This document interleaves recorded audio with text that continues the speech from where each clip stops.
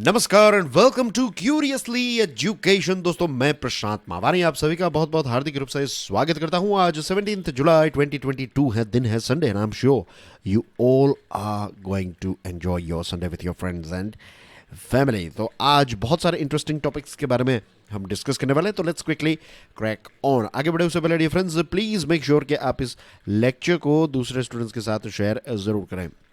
BJP ने अपने vice presidential candidate का नाम जो है वो अनाउंस कर दिया है। अभी फिलहाल जो वेस्ट बंगाल के गवर्नर हैं जगदीप धानकर साहब, तो वो बीजेपी और एनडीए के वाइस प्रेसिडेंशियल कैंडिडेट हैं। आपकी स्क्रीन पर उनकी तस्वीर है, अगर आप चाहें तो वीडियो को पॉज करके अच्छी तरीके से इनका चेहरा जो है वो याद कर लीजिए। इनके फैमिली बैकग्राउंड के बारे में बात करें तो बेसिकली वो राजस्थान के झुंझुनू डिस्ट्रिक्ट का एक छोटा सा गांव है, वहाँ से हैं और खेती बाड़ी करते थे उनके पेरेंट्स और फैमिली, राइट। तो एग्रेरियन हाउस होल्ड से वो आते हैं। उनकी पढ़ाई लिखाई जो है, स्कूल जो है वो सैनिक स्कूल जो चित्तौड़गढ़ में है, तो वहाँ से उन्होंने अपना एजुकेशन लिया और फिज़िक्स में ग्रेजुएशन ख़त्म करने के बाद उन्होंने एलएलबी किया फ्रॉम यूनिवर्सिटी ऑफ राजस्थान। और दोस्तों, वो पब्लिक लाइफ में 1989 में लोकसभा का इलेक्शन झुंझुनू में से वो जीते, तो तब से वो एमपी बने, राइट। फर्स्ट टाइम वो पब्लिक लाइफ में आए और इन द सेंस के फर्स्ट टाइम ही बिकेम एमएलए और एमपी, तो एमपी बने। और 1990 में ही served as a minister of state for parliamentary affairs. फिर 1993 में वो किशनगढ़ कॉन्स्टिट्यूएंसी जो अजमेर डिस्ट्रिक्ट में है, तो वहाँ से भी वो इलेक्ट हुए थे राजस्थान असेंबली में, तो ये बिकेम एमएलए। और 2019 जुलाई 2019 में वो उनको गवर्नर ऑफ वेस्ट बंगाल के तौर पर अपॉइंट किया गया, राइट। और उनको पीपल्स गवर्नर भी कहा जाता है।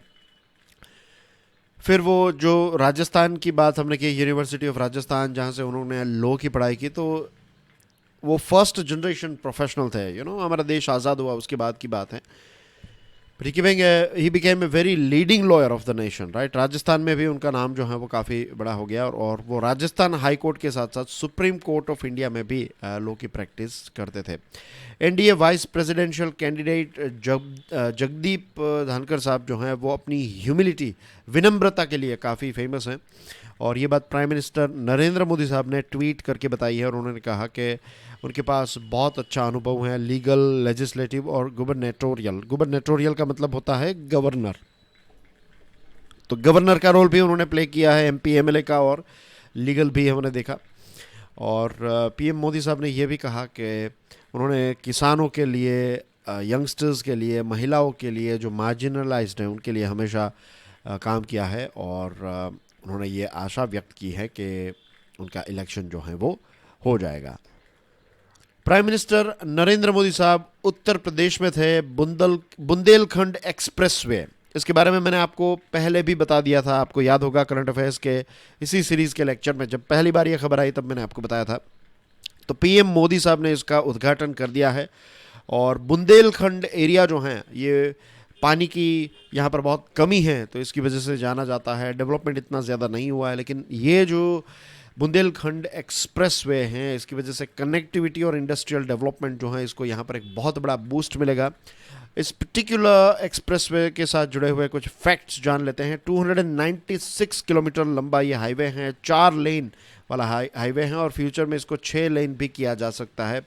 14,850 करोड़ रुपीस का इन्वेस्टमेंट किया गया और 7 डिस्ट्रिक्ट्स, चित्रकूट, बंदा, महोबा, हमीरपुर, जलाओं, औरैया और इटावा, ये 7 डिस्ट्रिक्ट जो हैं उत्तर प्रदेश के, उनको कनेक्ट करेगा।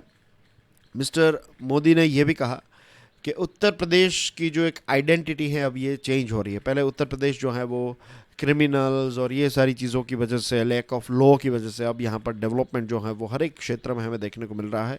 और पानी के बारे में उन्हें कहा कि बुंदेलखंड में जो पानी का बहुत बड़ा प्रॉब्लम है, तो हर घर जल स्कीम जो है, इसके माध्यम से ये पानी का प्रॉब्लम भी सॉल्व करने के लिए सरकार जो है वो वॉर फुटिंग पर काम कर रही है।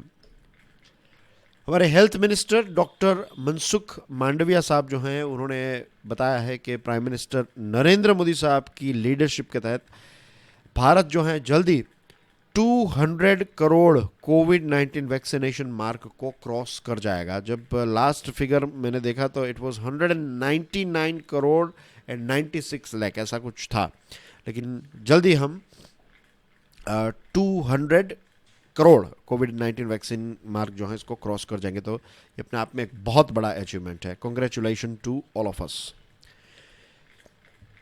Third annual Indian information service IIS, जैसे IAS IPS है वैसे इंडियन इंफॉर्मेशन सर्विस हैं, तो इंडियन इंफॉर्मेशन सर्विस ऑफिसर्स की एक कॉन्फ्रेंस हुई विज्ञान भवन न्यू दिल्ली में। This was the third annual IIS officer conference, और इसी कॉन्फ्रेंस को एड्रेस करते हुए हमारे मिनिस्टर जो हैं INB मिनिस्टर अनुराग ठाकुर साहब, उन्होंने 5 की फीचर्स बताए। उन्होंने बेसिकली 5 C's के बारे में बात की, 5 ऐसे C's जिससे गवर्नमेंट कम्युनिकेशन को और ज़्यादा इम्प्रूव और डिफाइन किया जा सकता है।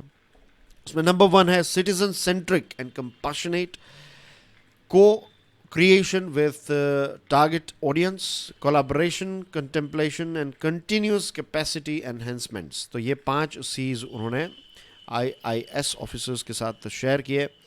और ये जो IIS कॉन्फ्रेंस है ये एक ऐसा प्लेटफॉर्म है, गवर्नमेंट के कम्युनिकेटर्स जो हैं यहाँ पर आते हैं, डिस्कस करते हैं, डेलिब्रेट करते हैं और चीज़ों को डिसाइड करते हैं ताकि और अच्छी तरीके से गवर्नमेंट जो है वो लोगों के साथ कम्युनिकेट कर सकें।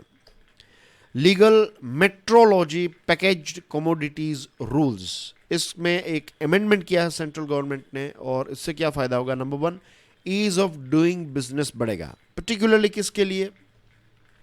इलेक्ट्रॉनिक इंडस्ट्रीज के लिए। अब इसमें क्या है? इसमें यह है कि लेट्स से आप कोई इलेक्ट्रॉनिक प्रोडक्ट पैदा करते हैं, तो उसका जो पैकेज है तो उस पैकेज पर उस पर्टिकुलर प्रोडक्ट के साथ जुड़ी हुई कुछ डिटेल्स जो हैं, राइट, कुछ ऐसे मैंडेटरी डिक्लेरेशंस जो होते हैं, तो ये सारी चीज़ें आप QR कोड के माध्यम से 1 साल के अंदर लॉन्च कर सकते हैं, राइट। पैकेज के ऊपर नहीं लिखा है या फिर पैकेजिंग के टाइम पर इसको डिक्लेयर नहीं किया है, तो डिपार्टमेंट ऑफ कंज्यूमर अफेयर्स ने ये कहा है कि ये अमेंडमेंट के तहत इलेक्ट्रॉनिक प्रोडक्ट्स जो हैं उनके मैन्युफैक्चरर 1 साल के अंदर वो QR कोड के माध्यम से मैंडेटरी डिक्लेरेशन जो है उनको डिक्लेयर कर सकता है। ये चीज़ याद रखिएगा, एक बहुत ही इंपॉर्टेंट अपडेट है। नमसाई डिक्लेरेशन ये किस चीज़ के साथ जुड़ा हुआ है? तो remember it is associated with north east India. Assam के चीफ मिनिस्टर हिमंता बिस्वा शर्मा ने नमसाई डिक्लेरेशन के बारे में बात की, और उन्होंने कहा कि राज्य की सरकार जो है ये नमसाई डिक्लेरेशन के माध्यम से जो नॉर्थ ईस्ट स्टेट्स में नेबरिंग एक दूसरे के साथ जो बॉर्डर शेयर करते हैं तो उनके कुछ इश्यूज चल रहे हैं, राइट, बॉर्डर इश्यूज।